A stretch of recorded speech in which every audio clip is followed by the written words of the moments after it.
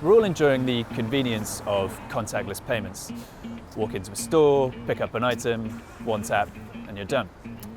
We're also all benefiting from the £30 limit that banks place on these cards so that if a thief gets hold of it, you can't just drain your account all in one tap.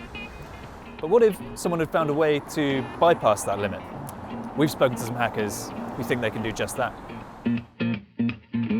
So what we've found is that you can make a payment over that value of £30 or $50 without any additional information, just by tapping the card.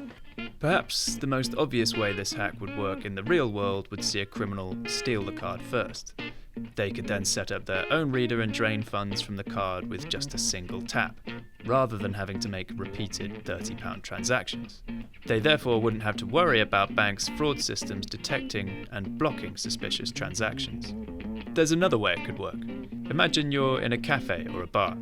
You've left your wallet on the table. With this attack, it could be possible for the hackers to take a payment from your device on the sly by just tapping the reader to the wallet.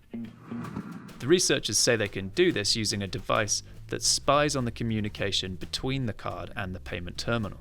That device starts changing the messages sent between the card and the payment terminal. For instance, it will tell the card that verification, like a PIN number, isn't needed, even though the requested amount is more than £30. It then tells the terminal that verification has already been made. The fraud works, the researchers said, because these checks could be bypassed. They claim that Visa didn't make it mandatory for card issuers and companies that take payments to make those checks. Visa, for its part, didn't deny the researchers' findings, but said their attacks wouldn't be used by real fraudsters. They sent us the following statement. Variations of staged fraud schemes have been studied for nearly 10 years. One key limitation of this type of attack is that it requires a physically stolen card that has not yet been reported by the card issuer.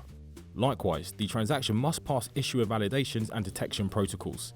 It is not a scalable fraud approach that we typically see criminals employ in the real world. Visa's multi-layered security approach has resulted in fraud remaining stable near historically low rates of less than 1/10 of 1%.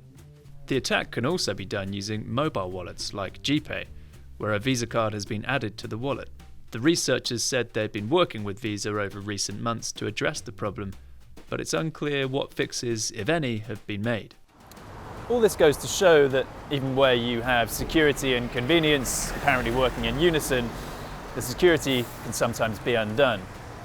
So next time you're out and about, just make sure you keep your cards away from any thieves' hands.